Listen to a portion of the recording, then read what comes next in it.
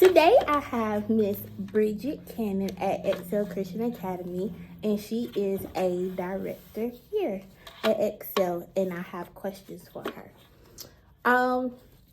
Number one, what is your education background? So my education background is I have a bachelor's degree in early childhood education, and then I also have a master's degree in special education with a concentration in psychology. Okay, two, how many years have you been in childcare? It will be 17 years in October. Three, why did you choose to become a childcare director?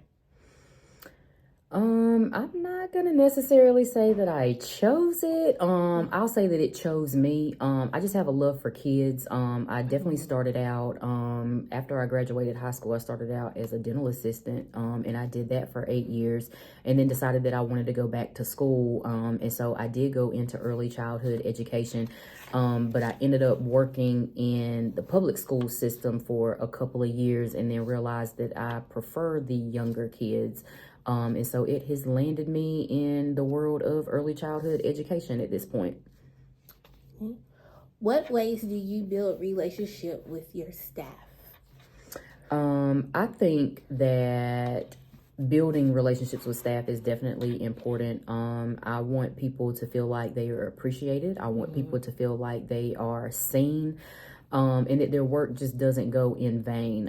I think sometimes we get the short end of the stick when it comes to childcare, and just, even down to like the funding and that sort of thing and the pay.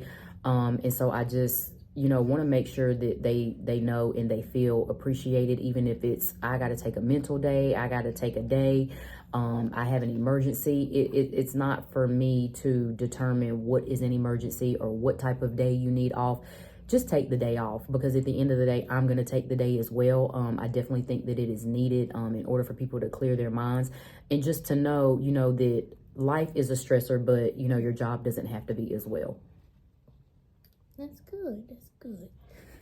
How do you build relationship with challenging parents? Oh, challenging parents. That is a day-to-day thing. I think for myself, a lot of people sometimes call me like blunt and to the point. But I feel like with people that will say that are challenging or have challenging behaviors, I feel like that's where you have to meet them. You definitely have to meet them halfway and just let them know, like what it is and what it's not. And don't deviate from that, and allow them to make the decision for themselves, if this is a good fit for their child as well as them, because we want everybody to be comfortable, and I don't want anybody, parents, staff, anybody to be made uncomfortable or to feel like, this is not a good fit, or even, go out in the community, and kind of badmouth our program or anything like that. I think meeting people where they're at, trying to talk things out, and just trying to meet the needs of the child is of utmost importance when it comes to dealing with those parents, and just knowing too that it's not the child's fault that their mother or their father is being difficult. So that's not a representation of the child, because at the end of the day, my first priority is always going to be the children, and the adults. They're going to always come last. That's a good nugget right there. What is your weaknesses? I'll say within childcare, I'm going to say probably giving people the benefit of the doubt. We live in a time where a lot of people like to take advantage, and they like to misinterpret things such as rules, regulations, policies, procedures, that sort of thing. And I kind of give in to parents every now and then. So like if somebody's late, I might not always charge them a late fee.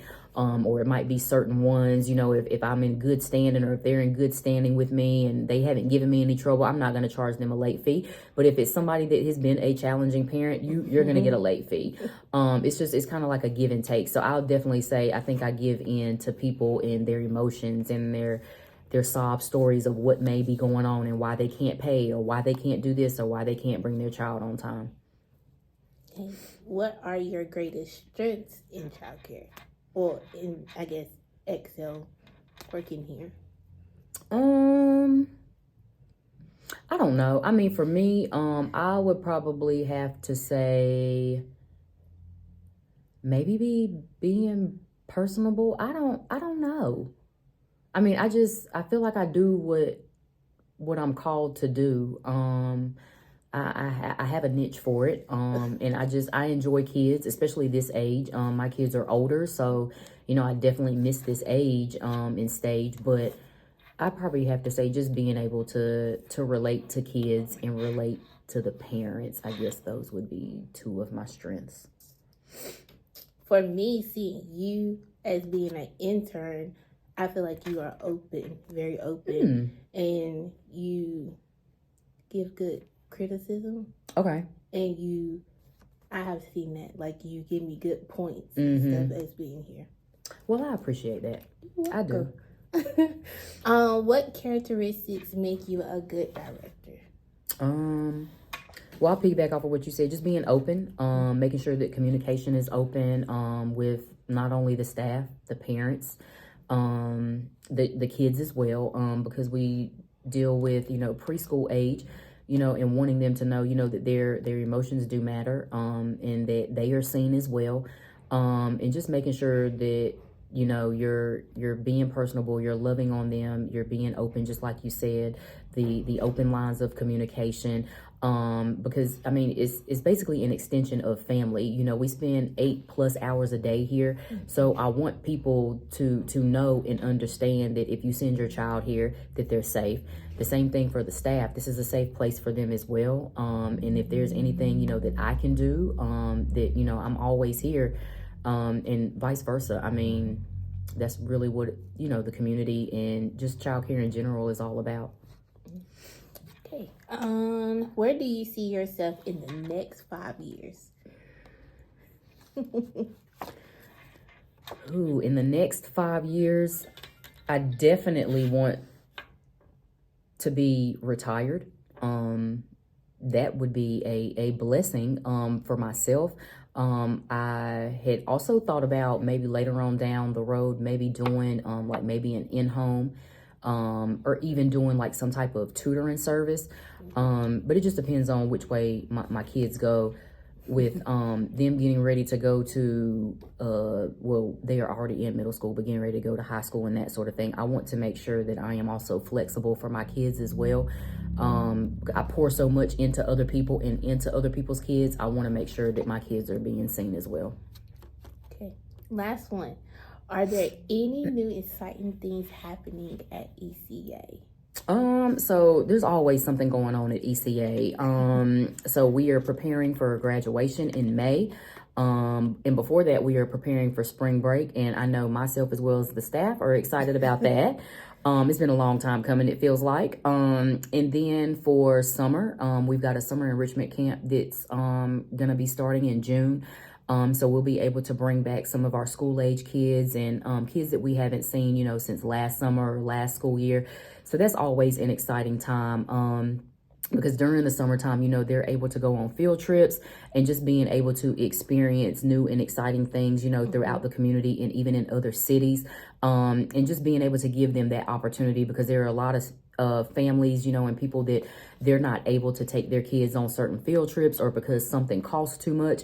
So to be able to afford them the opportunity during the summertime to do those things, and just to see them happy and to see them enjoying themselves and hanging out with their friends, that's what it's all about. I want summer for them to be exciting, but also educational as well. So we're able to do that. And, summertime is one of the funnest times for us. So we're excited about that. Yep. Well, thank you, Ms. Bridget. Absolutely. You're welcome.